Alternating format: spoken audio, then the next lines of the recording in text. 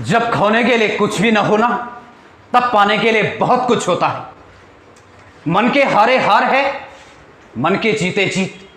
दोस्तों, अभी कुछ दिन पहले वीडियो का रिजल्ट आया, कनिष्ठ सहायक का रिजल्ट आया।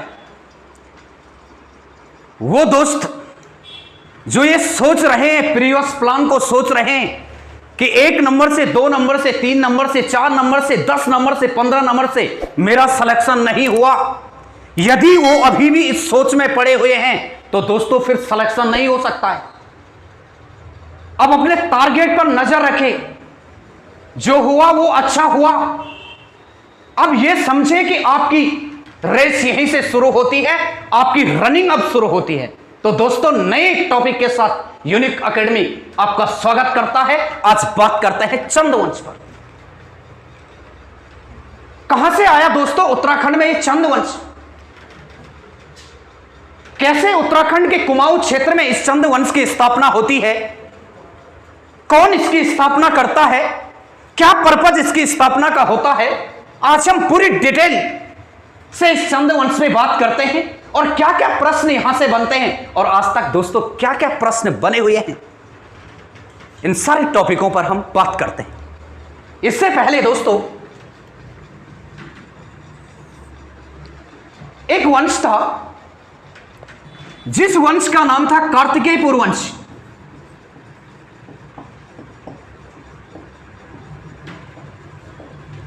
इस कार्तिकेयपुर वंश पे आना पड़ेगा दोस्तों चंदवंश को समझने से पहले। यह कार्तिकेयपुर वंश चमोली जिले के उत्तराखंड के जोशीमठ में कार्तिकेयपुर नामक स्थान पर वसंत देव के द्वारा इसे स्थापित किया गया था और वसंत देव को इसका संस्थापक माना जाता था। हम कत्यूरी वंश के चारों परिवार को पढ़ चुके हैं। हमने देखा कि एक कत्यूरी वंश का ऐसा शासक आया जिसका नाम था अशांति देव, और अशांति देव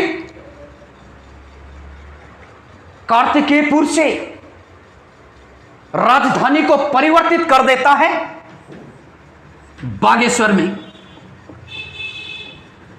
और बागेश्वर के रणचूलाकोट के कत्यूर घाटी में कत्यूरी या कार्तिकेयपुर की राजधानी आ चुकी है। दोस्तों, एक समय आया जब कत्यूरी बिखर गए। अशांति देव के बाद प्रीतम देव शासक बनता है,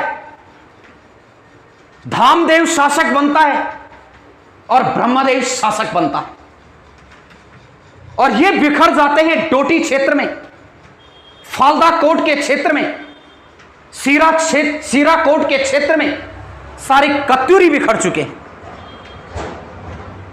और जब यहां पे दोस्तों कत्यूरी वंश का जो अंतिम शासक जिसे माना जाता है ब्रह्मदेव, ये जो ब्रह्मदेव एक छोटी सी सत्ता को चलाता है चंपावत में, और चंपावत में दोस्तों इसका एक छोटा सा किला है, जिस किले को कहा जाता है सुई का किला।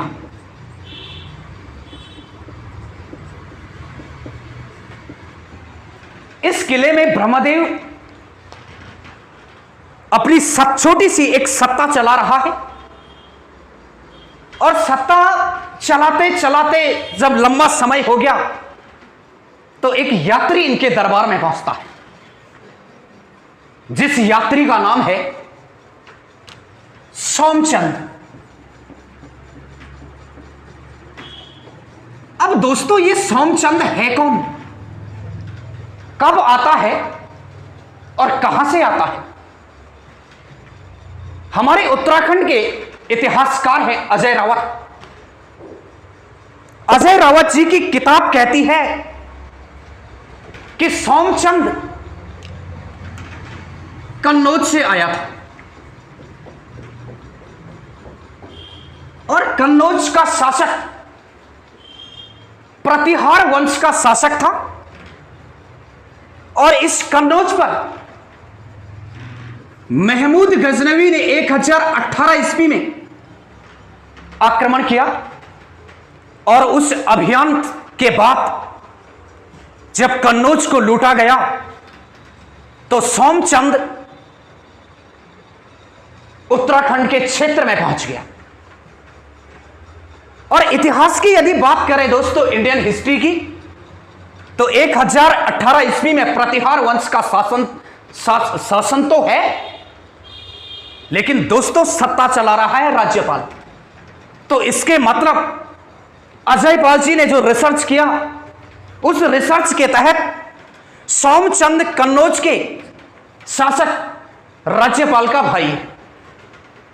दूसरे जो इतिहासकार हैं दोस्तों उत्तराखंड के, उनका नाम है बद्रीदत्त पांडे। और बद्रीदत्त पांडे जी ये बताते हैं कि जो सोमचंद था, यह सोमचंद 700 ईस्वी में इलाहाबाद के झूसी नामक स्थान से आया था। यह बद्रीदत्त पांडे जी का मानना है। तीसरे जो इतिहासकार हैं दोस्तों, उनका नाम है एटकिंस्टन। और एटकिंस्टन कहते हैं कि सोमचंद 953 ईस्वी में 953 में कन्नौज से आया था। अब दोस्तों सोमचंद कहां से आया था, इतिहासकारों का अपना अपना मत है, लेकिन यह जरूर है कि सोमचंद बाहर से उत्तराखंड की जमीन पर आया और कत्यूरी वंश के अंतिम शासक ब्रह्मदेव ने चंपावत में सुई के किले में जहां इनका दरबार चल रहा था, सोमचंद का स्वागत किया। अब सोमचंद जब कत्यूरी वंश के शासक ब्रह्मदेव के दरबार में पहुंचता है तो दोस्तों कुछ समय तक यहां पे विश्राम करता है, ब्रह्मदेव की कुछ सेवा लेता है।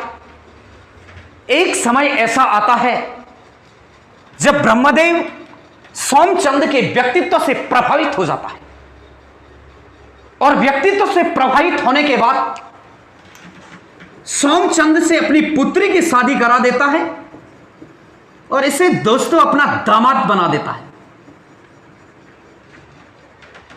और इस सोमचंद को इसी सुई के किले के पास कुछ जमीन भी दे देता है जीवन यापन करने के लिए, और जमीन देता है 15 बीघा। दोस्तों समझने का प्रयास कीजिए, हर पेपर में एक क्वेश्चन यही से बनता है। 15 बीघा जमीन सोमचंद को दे देता है। अब सोमचंद को जब 15 बीघा जमीन मिली, शादी भी हो चुकी है ब्रह्मदेव की पुत्री से, तो दोस्तों सोमचंद यहां पर एक किले का निर्माण करता है और जिस किले का नाम है राजबूंगा किला। राजबूंगा किला किसने बनाया? सोमचंद ने। इस राजबूंगे किले में, किले के अंदर दो जातियों को प्रमोट करता है, दो जातियों को महत्व देता है, और वो दो जातियां थी दोस्तों, मेहरा और फर्तियाल। और जो मेहरा फर्तियाल जाति है, यह मेहरा और फर्तियाल जाति का उस समय दोस्तों अपना बोलबाला था,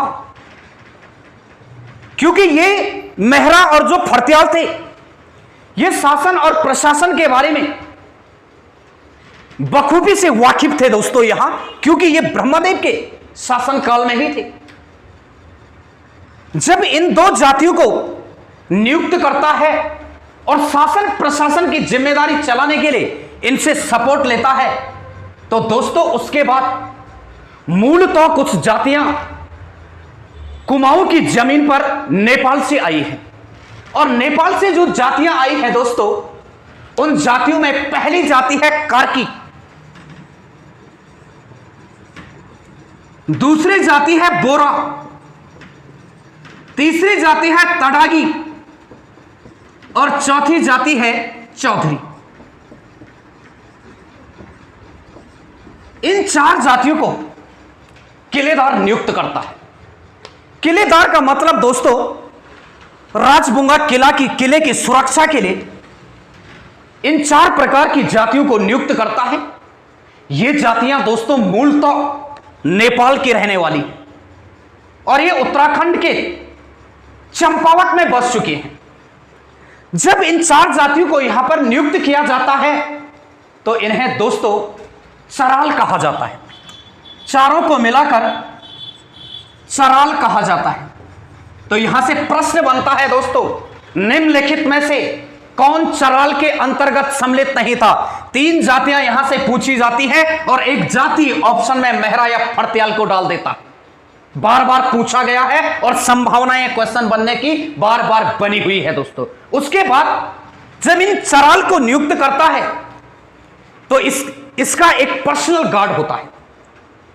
पर्सनल एक गार्ड भी नियुक्त करता है। सोमचंद बाहर से आया है, क्योंकि दोस्तों उत्तराखंड हो चाहे भारत का इतिहास हो, इतिहास में यही देखा गया कि जो भी बाहर से आया उसने उत्तराखंड के शासन का नेतृत्व किया, ऐसा देखने को मिला है। चाहे वो इंडियन हिस्ट्री हो, पूरी उठा के देख लीजिएगा, एंशिएंट से लेकर मॉडर्न तक, और चाहे उत्तराखंड का इतिहास हो, बाहर से आने वाले व्यक्ति ने इस जमीन पर सत्ता चलाई है, क्योंकि ये जमीन, इस जमीन ने बाहरी व्यक्तियों को अपनी ओर आकर्षित किया है दोस्तों। तो यहां पे सोमचंद अपना एक गार्ड, एक सेनापति नियुक्त करता है जिसका नाम है कालू तड़ागी। और कालू तड़ागी सोमचंद का सेनापति बन चुका है। इसके बाद दोस्तों सोमचंद अभी पूर्ण रूप से चंद वंश को स्थापित तो कर चुका है, चंद वंश का संस्थापक है, स्थापित कर चुका है, लेकिन अभी पूर्ण रूप से स्वतंत्र सत्ता नहीं चला रहा है। यह एक मांडलिक राजा है दोस्तों, और मांडलिक राजा का मतलब होता है जो किसी के नियंत्रण में कार्य करता हो, किसी को टैक्स देता हो, और इसके पास एक छोटा सा मांडलिक, एक छोटा सा क्षेत्र इसके पास हो। तो दोस्तों ये टैक्स देता था, और टैक्स किसको देता है? टैक्स देता है दोस्तों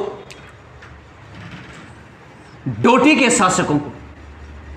और डोटी में इस समय जो शासक हैं उनमें है जयमल, सत्ता चला रहे हैं नेपाल के अंदर, और अन्य मल भी सत्ता चला रहा है।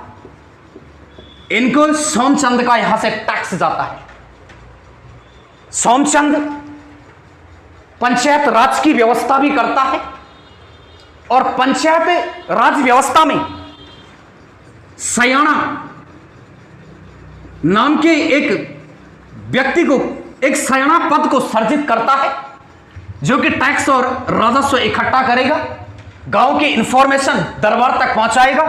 और दूसरा एक और, इनके पास एक और ग्राम पंचायत में पदाधिकारी था जिसका नाम होता था बूढ़ा। तो इन दोनों को नियुक्त करता है। तो दोस्तों ये था सोमचंद। अब सोमचंद की जो वंशावली है, जो चंद वंश की वंशावली है, उस चंद वंश की वंशावली मानवोदय काव्य ग्रंथ से मिलती है। और यह मानवोदय काव्य ग्रंथ भरत कवि ने लिखा है, या इनको कवि भरत भी कहा जाता है। हम एक एक वंशावली पर, एक एक बादशाह पर विचार करेंगे दोस्तों, टॉपिक लेके आएंगे। तब तक के लिए दोस्तों थैंक यू।